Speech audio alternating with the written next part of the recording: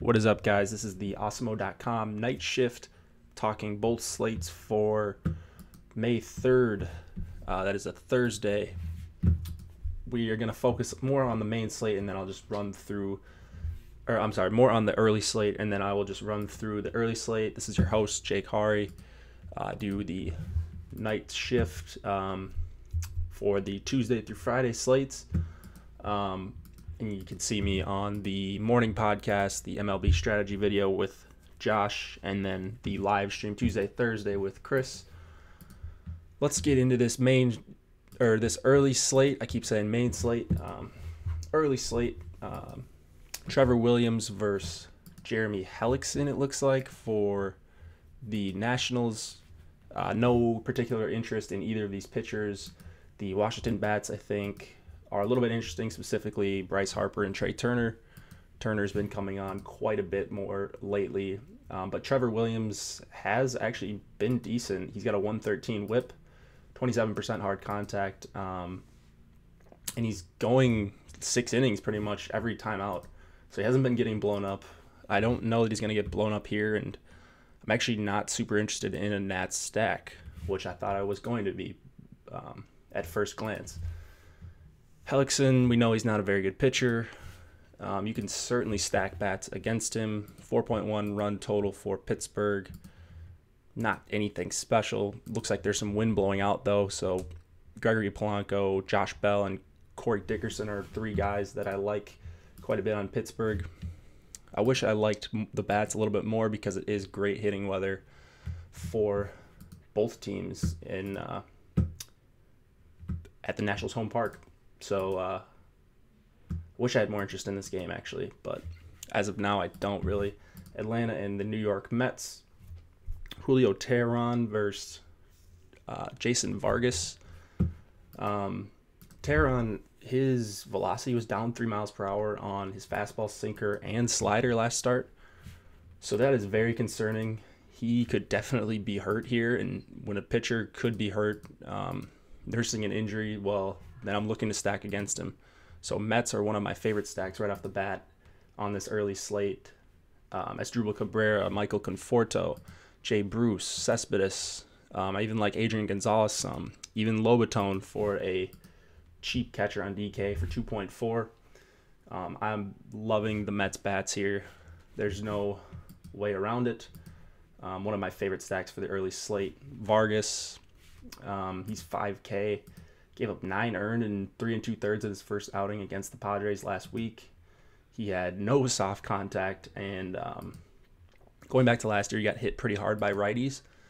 The problem with the Braves lineup is that there really aren't that many righties that we want. So Kurt Suzuki, I think, is an awesome play for 3,900, and then Ronald Acuna for 4,300. But outside of that, I'm not in love with the Braves stack. Although I get it if you wanted to 3-man it with Acuna, Freeman, and Kurt Suzuki. Toronto and Cleveland, there could be some weather concerns in this game, but I'll just pretend like that doesn't exist, and then you can make the call in the morning if you're playing the slate, which you probably are if you're listening to the night shift. Jaime Garcia versus Carlos Carrasco. I could see myself going to Carrasco here against a Blue Jays lineup that obviously has some righties, certainly could strike out. He had a rough start last time out, but 22% swinging strike rate the game before that, and then around 11 in each of the 4 prior starts. Everyone outside of Pilar, Solarte, and Aledmus Diaz are over 20% K rates going back to last year against righties. If I was targeting a bat against Carrasco, which I'm not super interested in doing, but it would be Justin Smoke if I just had to choose one. Righties are teeing off on Jaime Garcia lately. He's top 10 in average exit velocity against righties at over 93 miles an hour. And then the K rate is good on both sides for Garcia, but the Indians have the 5th lowest K percentage against lefties and 4th highest hard hit percentage against them. So this looks like a pretty awful matchup for Jaime Garcia. I'm going to be all over some Indians bats as well to go with my Mets. Edwin Encarnacion with the 3 home run game. He's coming off that. He'll be popular. So will Lindor. So will Jose Ramirez. But Ramirez, Lindor, E5, Edwin Encarnacion. I even like some Yan Gomes, despite his $3,600 price tag. So Indians right up there with the Mets is one of my favorite stacks on this early slate. Yankees and Astros. Tanaka is going to get a really tough matchup here versus McCullers versus the Astros bats. The Astros against righties this year are second in on-base percentage, second in walk percentage, fifth in line drive percentage.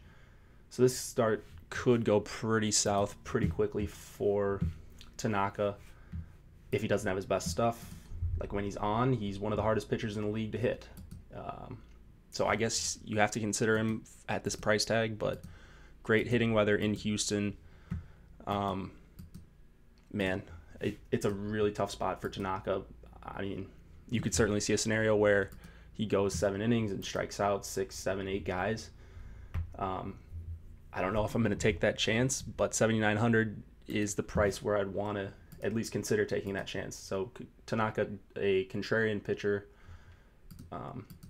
one that I'm a little bit interested in for tournaments, but wouldn't go near him in cash games, obviously. Houston bats, I either want to like stack them or just fully fade in tournaments because, like I said, it could go south for Tanaka if it's not going south, if he's cruising. I don't want to be the one, or I don't want to pick out the one guy that's getting to Tanaka. Like I don't want to do that guesswork.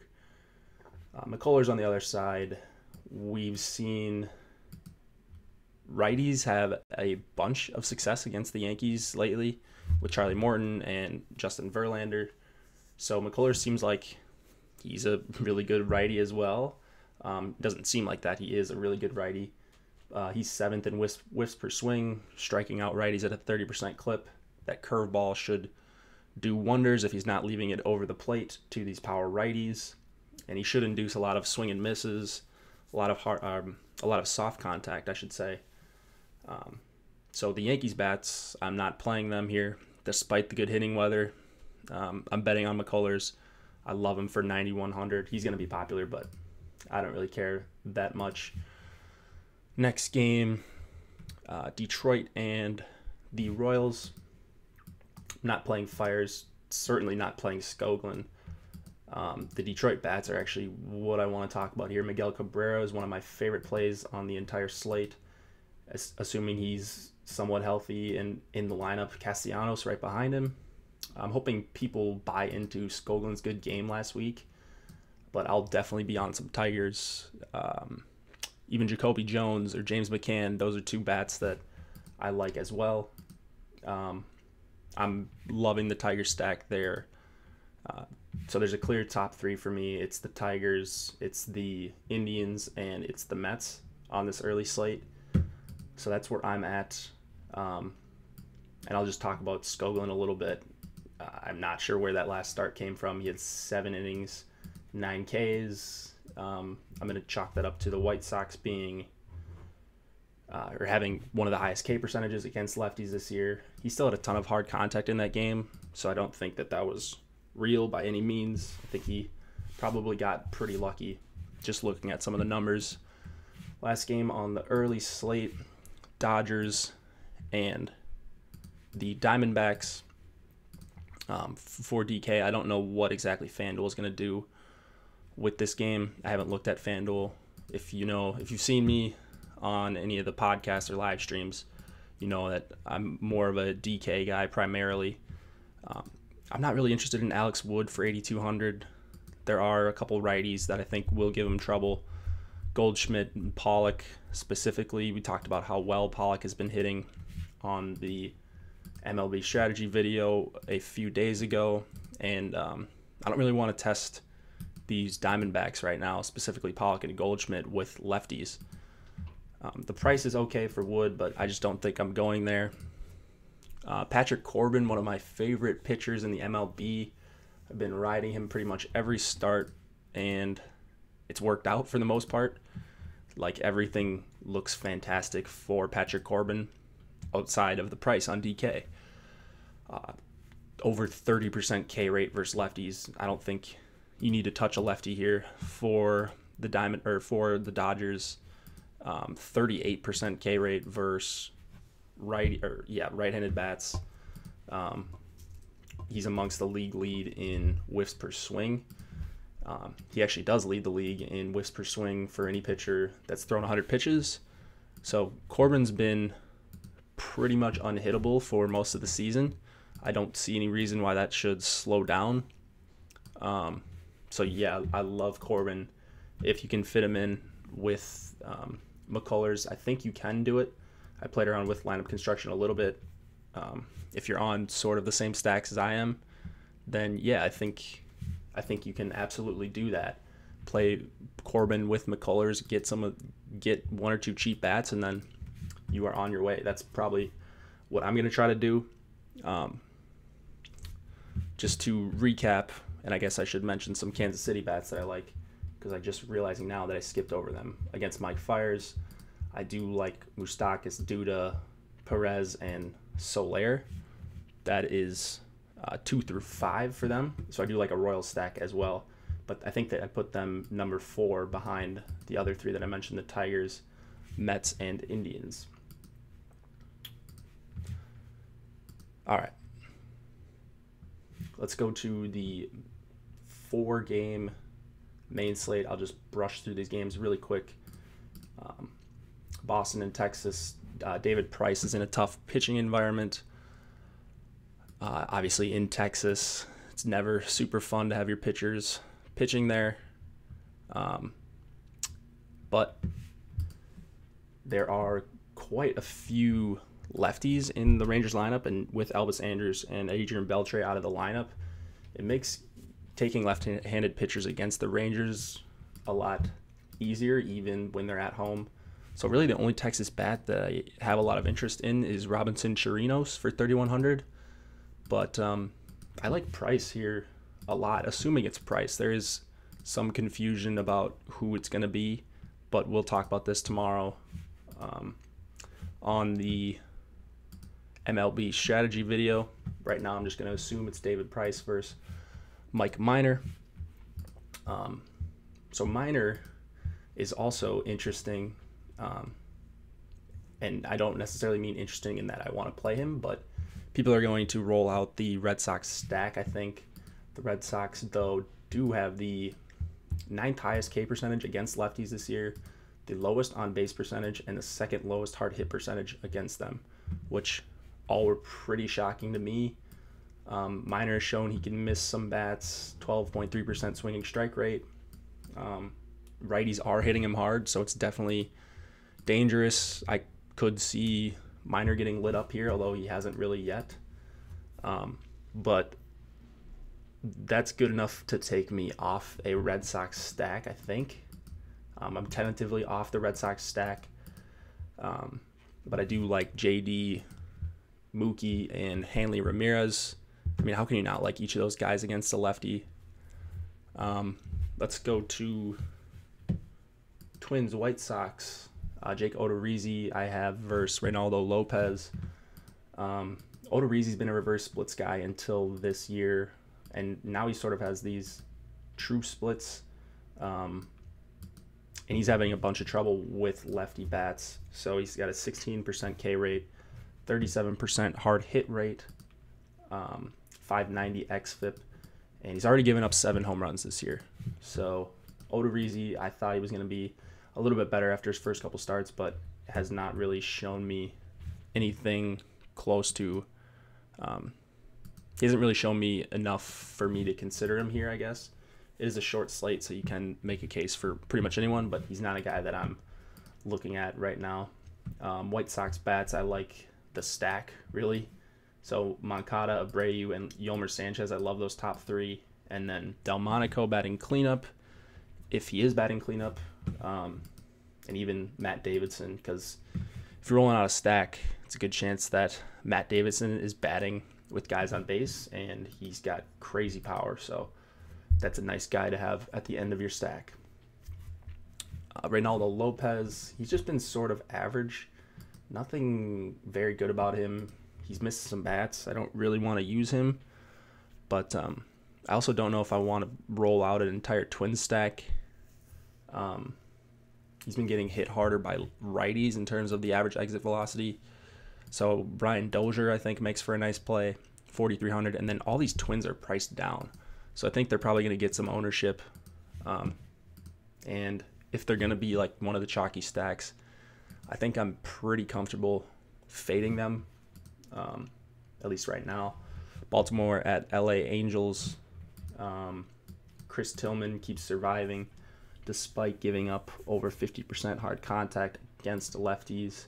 He's been okay with righties, but Mike Trout is not a normal righty. Ian Kinsler and Upton can hit. Pujols can even hit, as much as I may dislike playing him. So the Angels bats, they're probably my favorite stack of the night. So I love Ohtani. I love my boy Luis Valbuena, assuming he's in, but I think he should be against a right-handed pitcher, and especially one that doesn't miss bats like Tillman. So I think this could be the first true blow-up spot for Tillman. We've all kind of been waiting for it. If you played MLB DFS last year, Tillman was a guy everybody loved targeting against. And so I'm going to be doing that here. Garrett Richards going for the Angels. This seems like a perfect bounce back spot for him against the Orioles. He got roughed up in his last start, but just looking at some of the Orioles numbers as a team against righties, and let me pull these up quick. So Baltimore's third highest K percentage against righties, lowest hard hit percentage against righties, highest swinging strike rate against pitchers in general, and they're the third highest O swing percentage. So they're just chasing everything. Richards has the stuff to make them miss. I am a little bit concerned his swinging strikes have been down outside of the first couple starts. So I don't know that he's quite the swing and miss pitcher that I expected him to be, but certainly in play here, probably going to be the chalk. But what are you going to do? It's a right-handed pitcher against the Orioles. You definitely deserve some consideration, and it's going to be hard probably not to make a lineup with Garrett Richards, especially if you're playing all these Angels bats. So no Baltimore bats for me as of now. Maybe Josh can talk you into some tomorrow morning.